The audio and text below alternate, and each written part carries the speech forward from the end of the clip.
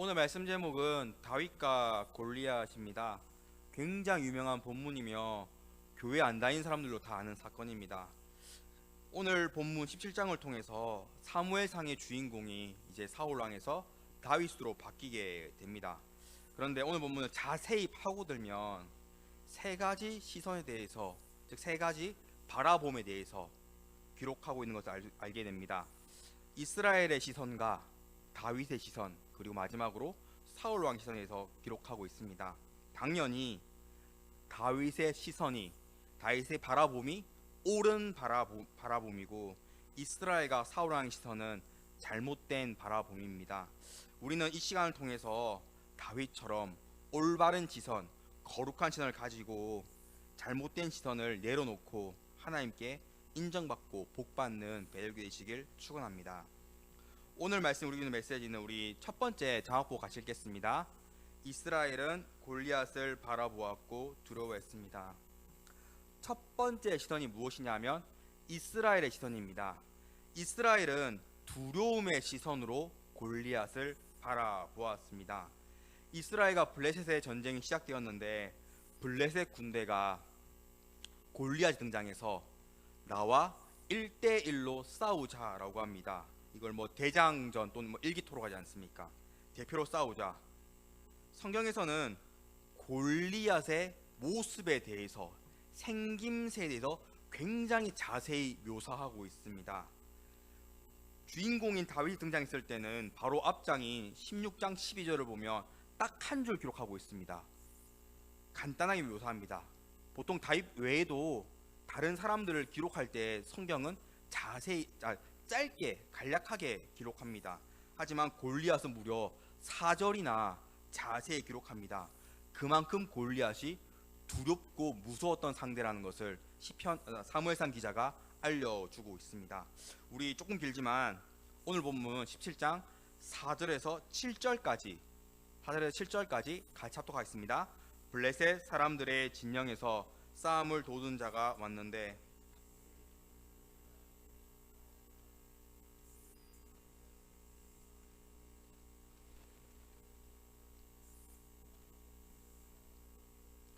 그 갑옷의 무게는 놋 5천 세겔이며 그의 다리에는 놋 각반을 쳤고 어깨 사이에는 놋 단창을 메었으니 그의 창자루는 배틀채 같고 창날은 철 600세겔이며 방패든 자가 앞서 행하더라.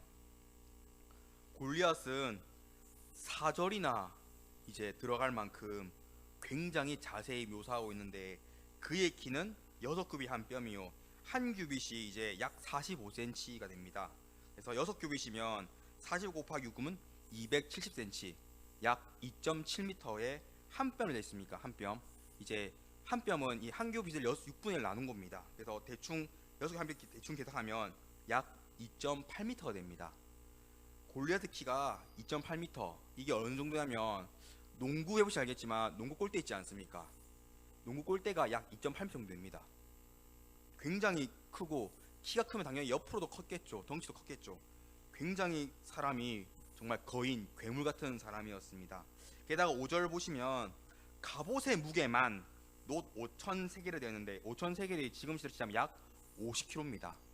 투구 뭐 각반 다 빼고 그 가슴에 상체에 입고 있는 이거 갑옷만 해도 50kg, 약 쌀 한 가마니가 약 40kg 생각하면 굉장히 덩치가 크고 무서운 사람이었습니다. 그리고 7절 보시면 창에서 자루를 빼고 앞에 달려있는 창날만 600세겔 약 6kg 정도 됩니다. 6kg 정도.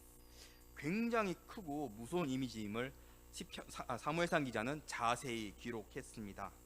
그렇게 이스라엘 백성들은 골리앗을 바라보았을 때 어떤 시선이었겠습니까? 덩치가 어마무시하게 크고 갖고 있는 장비는 최신 장비에 누가 봐도 무거워 힘센 장비니까 어떻습니까? 당연히 모든 시선들은 두려움의 시선, 두려움으로 바라보았습니다. 오늘 본문에도 이것을 자세히 기록하고 있습니다. 우리 오늘 본문 10절과 11절 우리 같이 읽겠습니다. 10절과 11절입니다.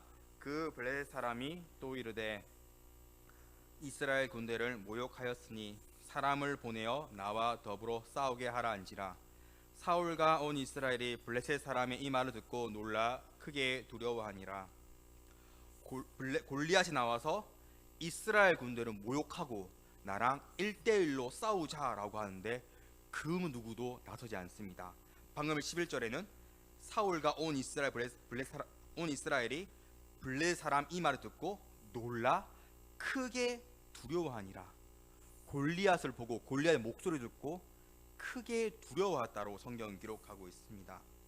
골리앗의 모습을 거인처럼 괴물처럼 자세히 기록한 것처럼 이스라엘 군대는 골리앗의 생김새를 보고 잔뜩 겁을 먹었습니다.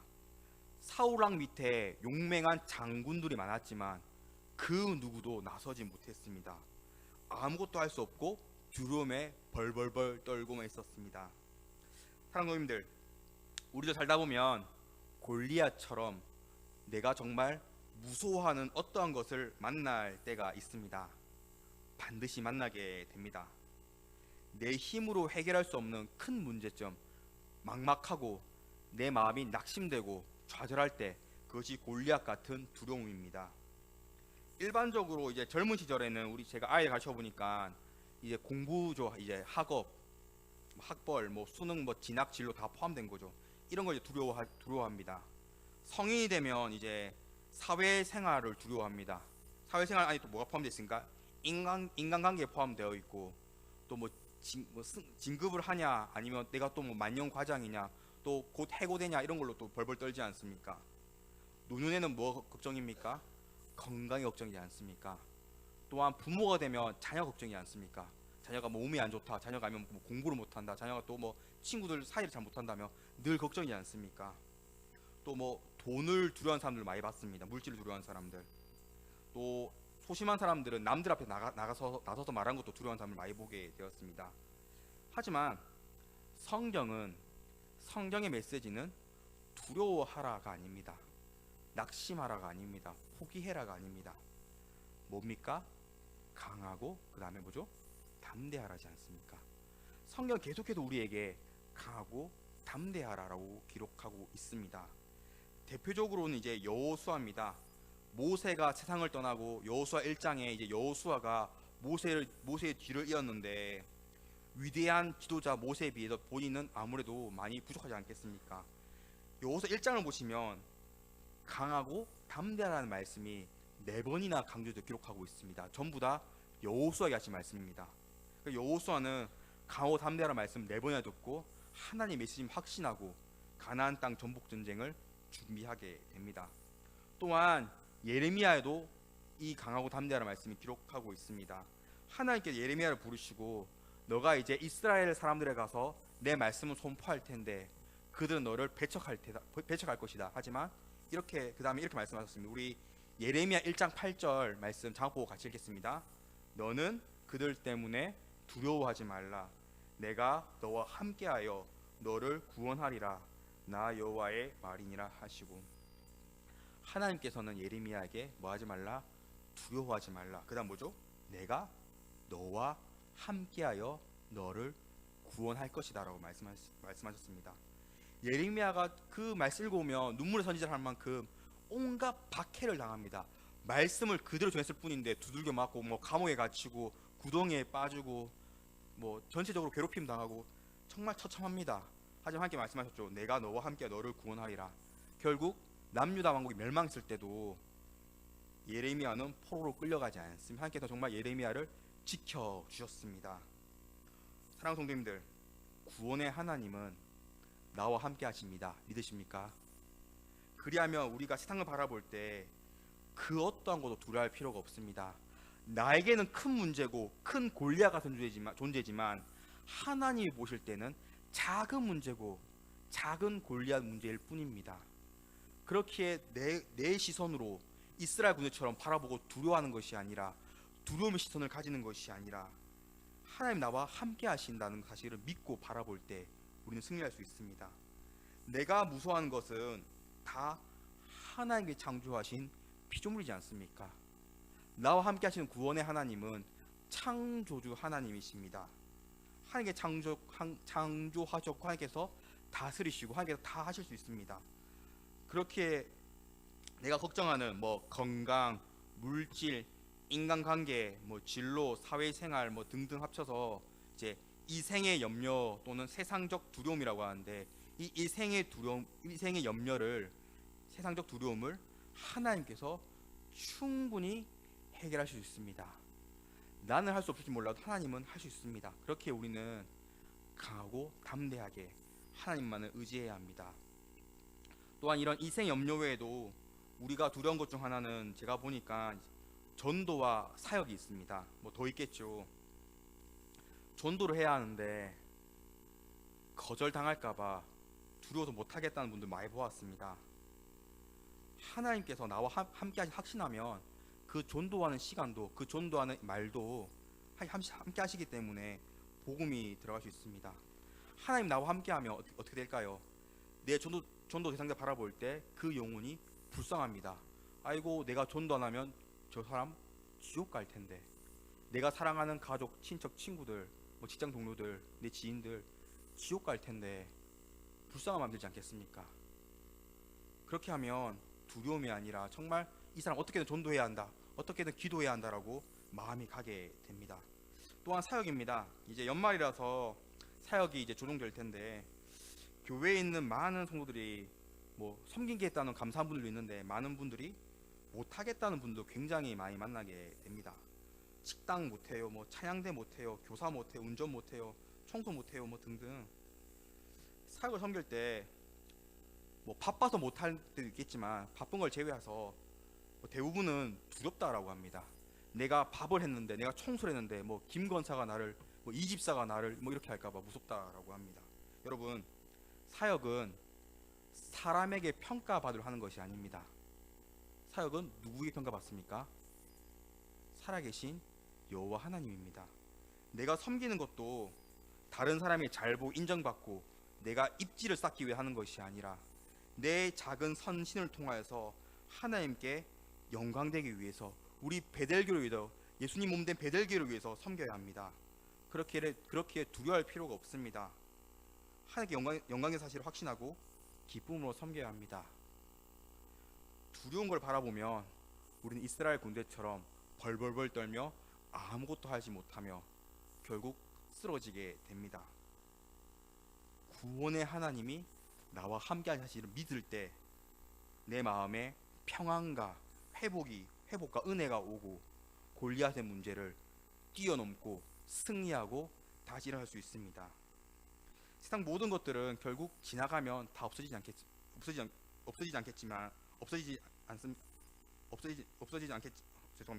없어지지만 오직 하나님만이 영원하시며 나와 함께 하십니다. 하나님께 구원과 승리와 회복과 모든 문제의 해결이 있습니다.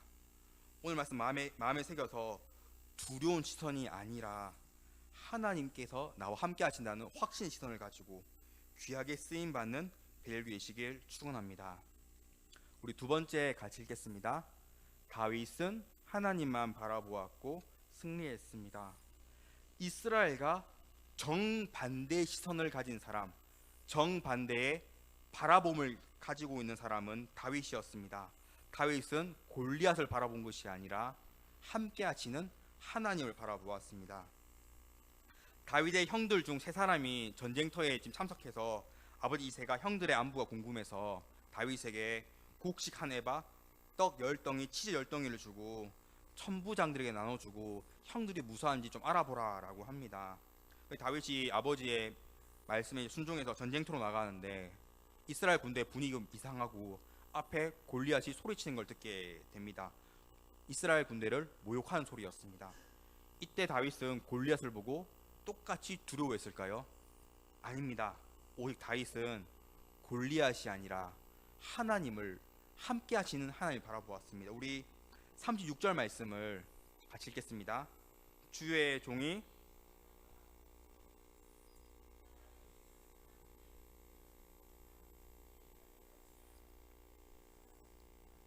그는 살아계신 하나님의 군대를 모욕한 골리앗에게 분노합니다. 이스라엘 군대는 하나님의 군대고, 즉 군대를 모욕하는 것은 이스라엘을 부르신, 지명하신 하나님을 모욕하는 것이기 때문에 다윗이 분노합니다. 그래서 본인이 골리앗과 싸운다라고 합니다. 그리고 방금 36절 읽었지만 37절 말씀 보시면 하나님께 나를 사자의 발톱과 곰의 발톱에서 건져내셨으니 골리앗 손에서 건져내신다. 하나님을 바라보았고 건져내다, 다르게 표현하면 구원이지 않습니까? 하나님은 내가 어릴 때 맹수의 손에서 구원한 것처럼 골리앗 손에서 구원하실 것이다 라고 말하면서 골리앗과 내가 싸우겠습니다 라고 합니다. 골리앗의 모습은 굉장히 크고 강한 모습이지만 다윗의 모습은 정반대입니다. 40절을 보시면 막대기와 물맷돌 5개를 가지고 나갔다라고 합니다. 굉장히 초라한 모습입니다. 그래서 골리앗도 다윗의 모습을 보고 막대기를 가지고 온 모습을 보고 다윗을 조롱합니다. 이때 다윗이 이렇게 대답합니다. 우리 45절 말씀을 같이 읽겠습니다. 45절입니다.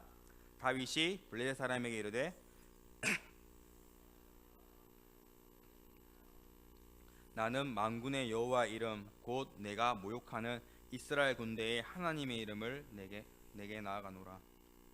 골리앗은 자신의 강력한 무기와 단단한 갑옷 그리고 자신의 체격을 믿고 즉 자신의 전투를 믿고 나아갔지만 어린 다윗은 너는 칼과 창과 단창 즉 무기로 내게 나오지만 나는 하나님 이름으로 내게 나아간다라고 말하며 믿음의 고백을 합니다. 오직 다윗만이 이스라엘 사람들은 블레셋 골리앗의 덩치를 보고 체격을 보고 장비를 보고 무기를 보고 두려워했지만 오직 다윗만이 하나님을 바라보던 사실을 알 수 있습니다. 그렇게 하나님께서 사울 왕 다음으로 이스라엘의 수많은 사람들 중에서 다윗을 왕으로 선택했음도 깨닫게 됩니다. 다 여기서 그치지 않습니다. 또 이렇게 믿음의 선포를 합니다. 우리 47절 말씀도 같이 읽겠습니다. 47절입니다. 또 칼과 창에 있지 아니함을 이 무리에게 알게 하리라. 전쟁은 여호와께 속한 것인즉 그가 너희를 우리 손에 넘기시리라.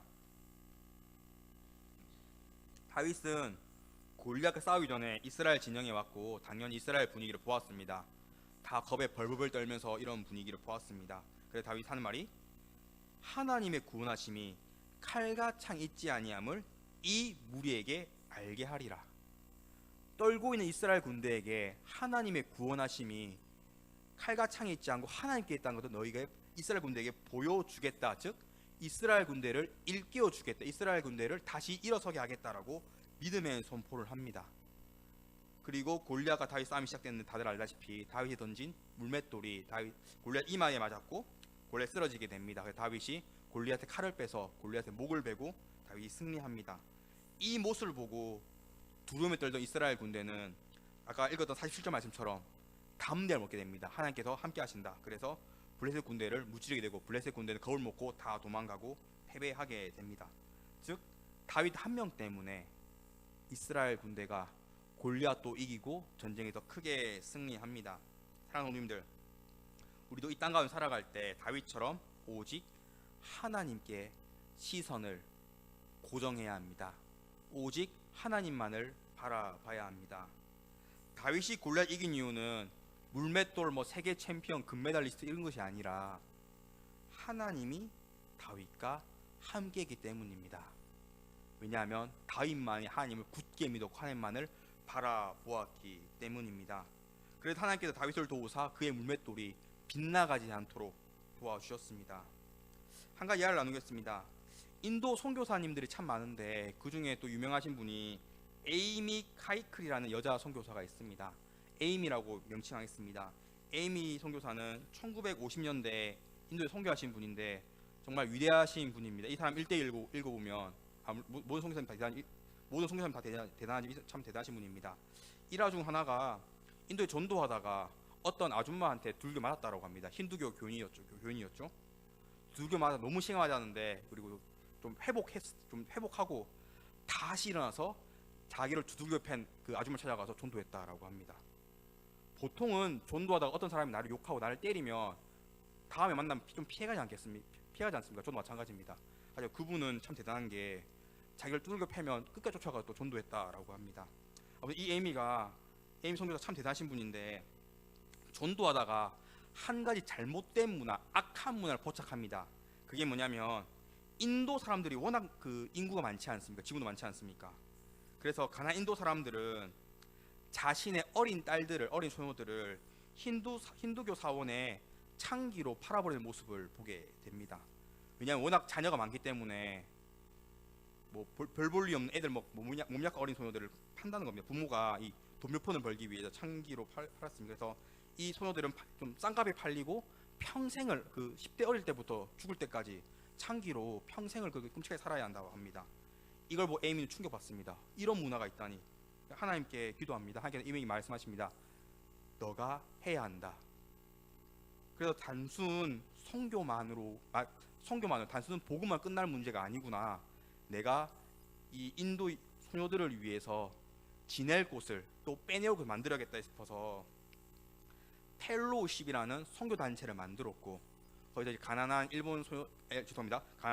가난한 인도 소녀들을 자신이 빼오게 됩니다. 그때 이분 이렇게 말합니다. 돈이 필요하구나. 왜냐하면 그 부모가 판 거지 않습니까? 그래서 하나님께 뭐 기도했다라고 해요. 그러면 하나님께 정말 기도할 때마다 돈을 줬다라고 합니다. 그럼 그 돈으로 소녀들을 자기가 다시 사와가지고 자기가 키웠다라고 합니다. 한 명을 시작했지만 한 명의 소녀가 나중에는 1000명의 소녀들이 모였다라고 합니다. 1000명을 이제 도와준 거죠. 그 1000명에게 복음을 가르치고 너도 그리스도인이 되어야 한다라고 합니다. 당연히 인도 힌두교 사회들과 힌두교에 빠진 자들이 에이미를 계속해서 공격했다고 합니다. 두들겨 패고 살해 협박도 하고 인도 정부에게 이 사람을 추방해라라고 하고 막. 그때만 에이미는 이렇게 고백합니다. 하나님만을 바라보았고 기도했습니다라고 고백합니다. 말년에는 또 전도하다가 큰 구덩이에 빠져서 허리와 골반은 크게 다쳐서 이제 늙어서 평생 휠체어를 타고 다녔는데, 휠체어 타고 다니면서 20년간 또 계속 전도했다라고 합니다. 선교했다라고 합니다. 에이미가 크게 다쳤을 때 이렇게 고백했습니다. 고난의 이유를 묻지 마라.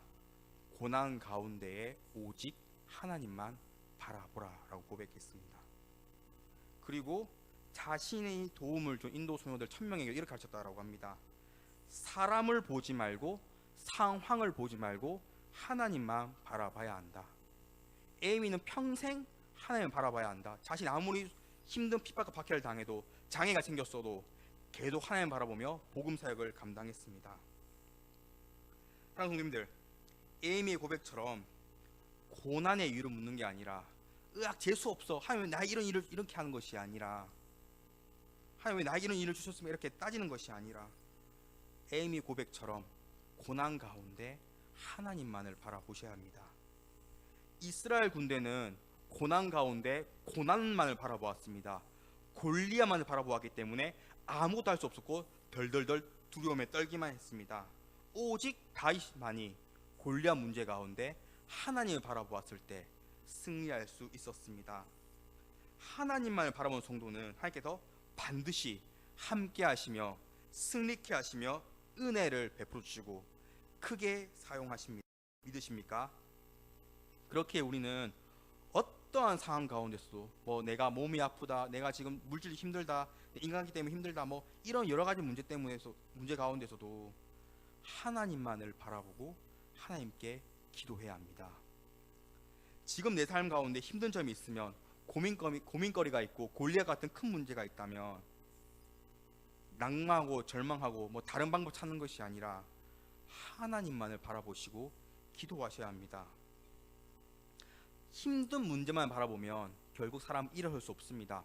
원망하고 절망하고, 하나님을 바라볼 때 우리는 다시 일어설 수 있고 승리할 수가 있고 화가 복으로 바뀌는 역전의 은혜를 경험하게 됩니다. 우리 이사야 41장 13절 말씀을 장보고 같이 읽겠습니다. 이는 나 여호와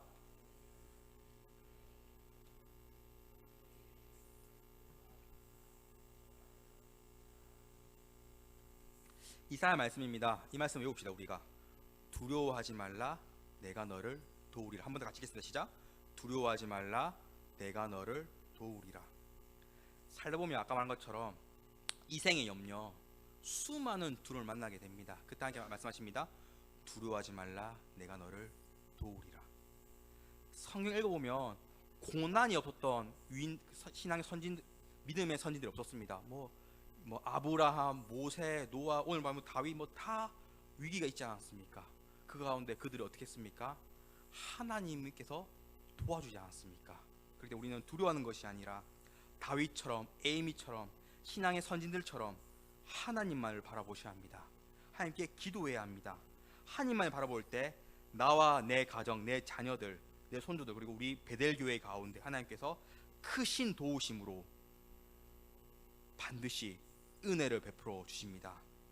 오늘 말씀 마음에 새겨서 하나님만 바라보며 은혜가 넘치는 베델교회시길 축원합니다. 우리 마지막 세 번째 같이 읽겠습니다. 사울 왕은 다윗의 배경만을 바라보았고 실패했습니다.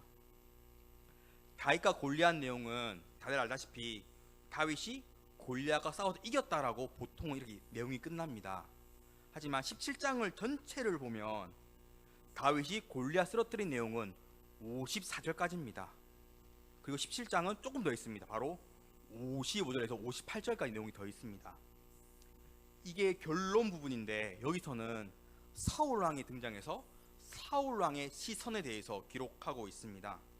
당연히 사울왕의 시선은 잘못된 시선입니다. 그래서 사무엘상 통해서 우리는 다윗과 같은 믿음 시선을 가지는 걸 알 수 있습니다. 애초에 사울도 골리앗을 처음 봤을 때 똑같이 크게 두려워했기 때문에 처음엔 잘못된 시선이었습니다. 그런데 다윗이 골리앗을 쓰러뜨렸을 때 이스라엘 군대는 블레셋과 싸우자라고 하면서 이제 강하고 담대해서 다들 바뀝니다. 근데 사울 왕은 바뀌지 않습니다. 이 두려움의 시선이 또 다른 시선으로 잘못된 시선으로 변하게 됩니다. 우리 55절 오늘 사무엘상 17장 55절과 56절 말씀을 같이 읽겠습니다. 사울은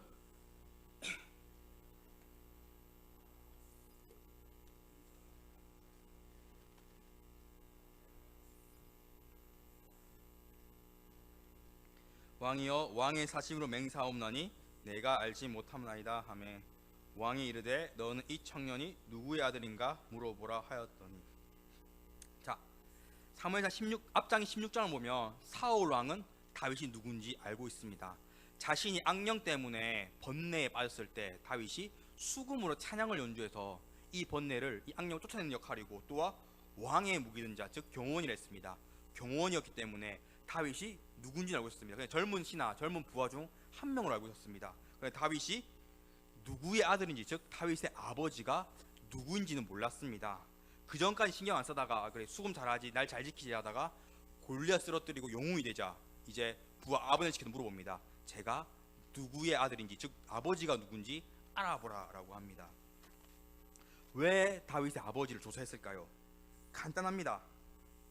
그 이유는 오늘 본문 25절을 보시면 사울 왕이 골리앗 쓰러뜨리며 두 가지 보상을 주기로 했는데 첫 번째가 자기의 딸을 아내로 주겠다. 즉 공주님이죠. 공주님을 시집 보내겠다. 그리고 두 번째가 그 집안은 세금을 면제해 주겠다입니다. 세금 면제는 해주면 되지 않아요. 왕의 권한이에요. 근데 문제가 자신의 딸 공주님의 시집 보내야 했습니다.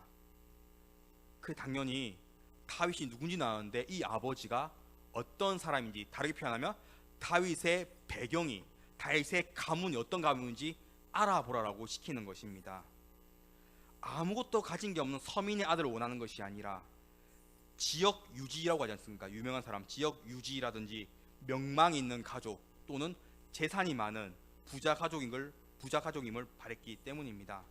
지금 이스라엘 군대는 다윗을 바라보고 축제 분해되었습니다. 우리가 이겼다라고 할 때 딱 한 사람 사울 왕은 다윗을 다르게 보았습니다.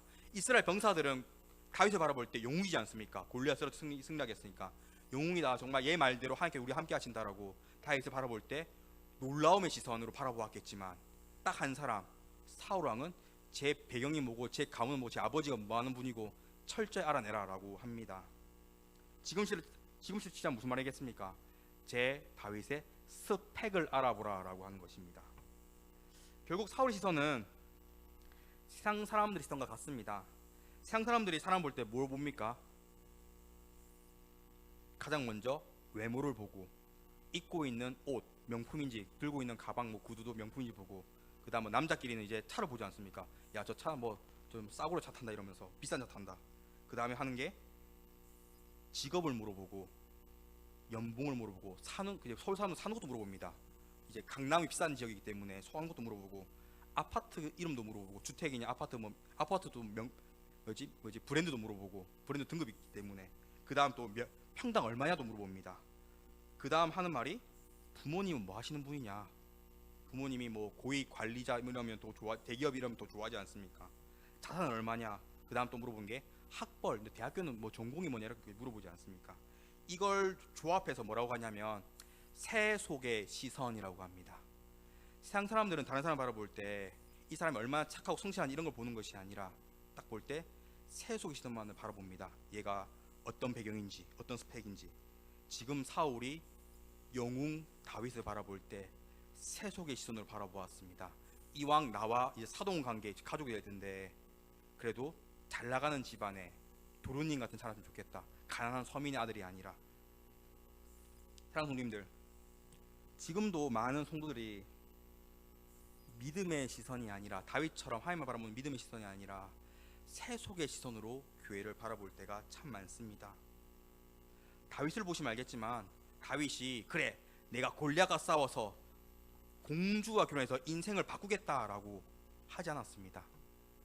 하나님의 군대를 모욕했기 때문에 거룩한 분으로 싸웠습니다. 하지만 사울 왕은 다윗의 배경, 다윗의 스펙 이런 세속적 시선으로 바라보았습니다. 그렇게 우리도 다른 성도를 바라볼 때 그 성도가 교회를 얼마나 사랑하고 얼마나 신앙생활 뜨겁게 하고 얼마나 뭐 진실되고 얼마나 착한지 이런 걸 봐야 하는데 이 성도를 바라볼 때 저 성도는 재산이 얼마고 직업이 뭐고 뭐 아들 딸들은 뭐하고 학벌은 뭐고 살고 있는 집은 얼마고 차는 무엇이고 뭐 명품이 있냐 없냐 뭐 이런 거 따질 필요가 전혀 없습니다. 하나님께서 슬퍼하지 않겠습니까? 우리는 하나님의 자녀인데 세상 사람들처럼 세속적 시선을 가진 세상의 자녀가 아니지 않습니까? 하나님께 슬퍼하십니다. 예수님께서 태어나실 때 로마 왕궁에 태어난 것이 아니라 대저택에 태어난 것이 아니라 베들레헴, 마옥간, 마을 구유에 태어나지 않았습니까? 또 예수님도 왕족이나 귀족이나 재벌의 자녀가 아니라 목수의 아들로 태어나지 않았습니까? 또 예수님은 따로 뭐 그 당시 뭐 그 사도행전에 있는 뭐 가말리알 문화처럼 유명한 학벌 뭐 그때 지금 시점 유명한 대학교 출신이 아니라 평생 목수로 하다가 뭐 교육도 받지 못하고 이제 사역을 하지 않았습니까? 예수님을 바라보시면 굉장히 낮은 자였습니다. 하지만 예수님께 주어진 복음 사명, 십자가 사명을 감당할 때는 그 어떠한 것도 문제가 되지 않았습니다. 물론 예수님 보고 목수의 아들이라고 비판하는 사람도 있었지만 하지만 예수님은 끝까지 자신의 사명을 감당했습니다. 마찬가지입니다. 함께 우리를 바라보실 때 나에게 맡기신 사명, 나에게 맡기신 믿음만을 바라보시지 헌신을 바라보시지 니는 대학이 어디 나왔고 니는 재산이 얼마고 니는 직업이 얼마고 이런 걸 바라보지 않으십니다. 그렇기 때문에 우리도 하나님의 자녀이자 예수님의 제자이기 때문에 나부터 나 자신을 세속적 시선을 바라보는 것이 아니라 나는 이게 부족하고 이러면 여러분 아무도 못합니다. 지금 많은 사람들이 백수라고 하던데 젊은 사람들이 방구석에서 안 논다라고 하는데 결국 세속적 시선을 바라보지 않습니까? 뭐 이런 힘든 일할 바 공사장 일할 바에 일 안 하고 만다 이러면서 이러지 않습니까? 이걸 내려놓으셔야 합니다. 예수님은 여전히 나를 사랑하시는 분이십니다. 내가 잘생겼고 내가 명품 있고 내가 돈이 많고 이렇게 나를 사랑하는 것이 아니라 나를 나 그대로 사랑하시는 분이십니다. 하나님을 굳게 바라보고 나에게 주어진 사명을 감당할 때 하나님께서 나를 인정하시고 크게 사용하시고 나를 통해서 기뻐하십니다. 또한 나뿐만 아니라 내 주변 사람들도 세속의 시선으로 바라봐서는 안 됩니다. 모든 사람의 인생은 우여곡절이 다 있습니다. 굴곡이 다 있습니다. 또한 모든 사람의 인생은 어찌 될지 아무도 모릅니다. 특히 제가 목사이기 때문에 목회를 하다 보면 좀 젊긴 한데 아버지 때 목소 많이 보지만 정말 뭐 목회도 그렇고 인생은 어찌 될지 뭐 아무도 모릅니다. 나는 대형교회면 쭉 사역해왔다라는 분들도 결국 개척에다 실패하신 분이 있고 나는 작은 교회면 사역했다 하다가 좀 규모 있는 교회로 청구받는 분도 봤고 또 총리마다 자랑했는데 뭐 3년 뒤에 교회 잘렸다는 분도 봤고, 아무도 모릅니다. 인생은 하나님만 알고 있습니다.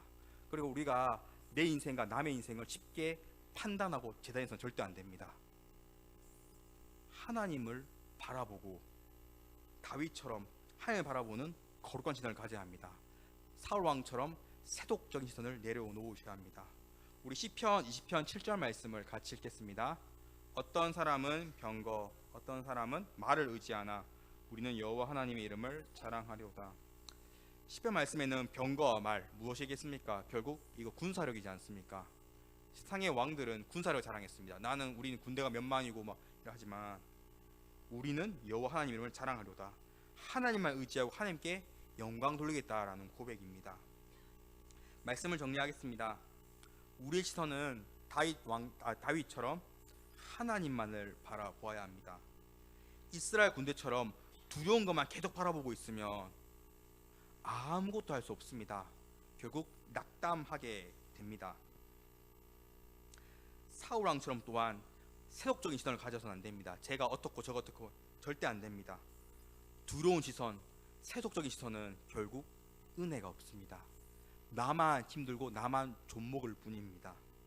다윗처럼 하나님을 바라보는 믿음의 시선, 거룩한 시선을 가질 때 하나님께 나와 함께 하셔서 모든 문제와 모든 두려움 가운데 승리케 하시고 은혜 베풀어 주시고 내 인생 가운데 평안과 기쁨을 더해 주십니다. 오늘 말씀 마음에 새겨서 늘 하나님만 바라보고 기도함으로써 크고 풍족한 은혜 누리는 배들 되시길 간절히 축원합니다. 우리